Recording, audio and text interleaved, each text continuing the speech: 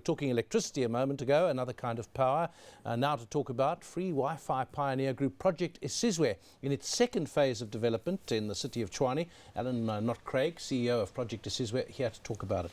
Hi Alan, you've just come through from Pretoria, Tshwane. From Johannesburg, we look across and we say, what are they doing here? This sounds pretty good. Free Wi-Fi for the entire city. Yeah, that's the dream, and today we announced phase 2, which is capacity for 1 million people on free Wi-Fi networks in Mamelodi, Atteridgeville and Soshanguve.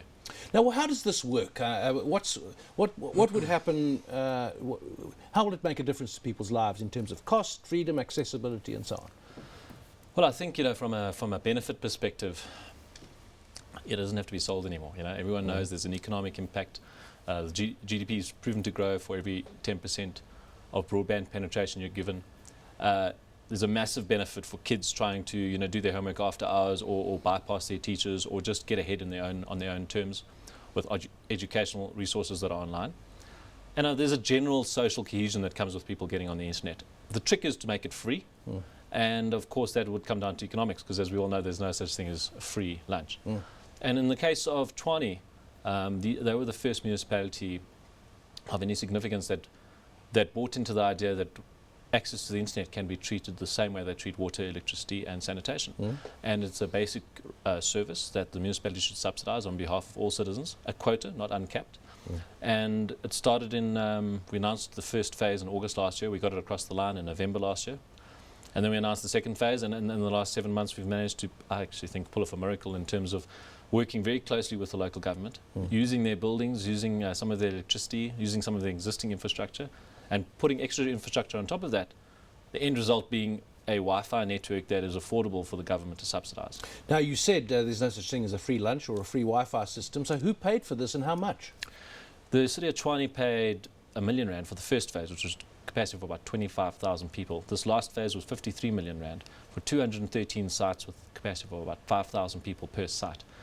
And the next phase, as far as I know, is about 100 million rand for about 400 sites. So the city is incredibly committed, and it's not a PR exercise. The political leadership, the executive mayor Ramakgopa, and the administration, the city manager, completely understand and buy into the massive benefit the city gets, both from a marketing perspective, but also just for the actual citizens of Tshwane, that making access to the internet available is specifically around schools in low-income communities. What's your interest in this? I mean, you didn't start your career doing this, so how did you get involved? Well, I'm not sure exactly where my path's going, but I hope that my path has a jet on it, right? And then I've said that I'm on the record saying I want to buy a jet one day.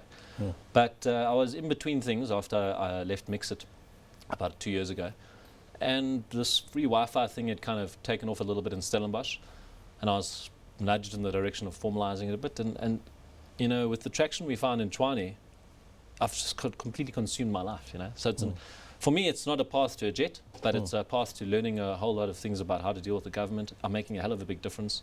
I'm learning a whole lot of new things about telcos and the new economics of Wi-Fi. And I just feel that I'm blessed and I'm privileged to be able to do this. Also, you're learning from, presumably, you're taking it from a private sector point of view. I mean, you're making money out of this. It's a project that you're also getting paid for, presumably. But you're working with government. And we always say, more public-private sector partnerships are needed. But it's not as easy as said, and you've had experience. What are some of the lessons you've learned in that kind of partnership? Well, I guess the first lesson is just ignore everybody, because everyone told me in the beginning it's not possible. Firstly, they said you're never going to get a deal. Secondly, they said you're never going to make it happen. Third, they said they'll never pay you. All three of those things have been disproven. And if I hadn't just ignored the naysayers and just gone for it, would never happen. Now, I'm not saying that those critics of dealing with the government are always in the wrong. I'm sure there have been some bad experiences, but I think those bad experiences are blown out of proportion. And my personal experience with the city of Tshwane has given me a lot of hope in the political and the civil administration of our country. So the lessons are, be humble. Go in there and be humble.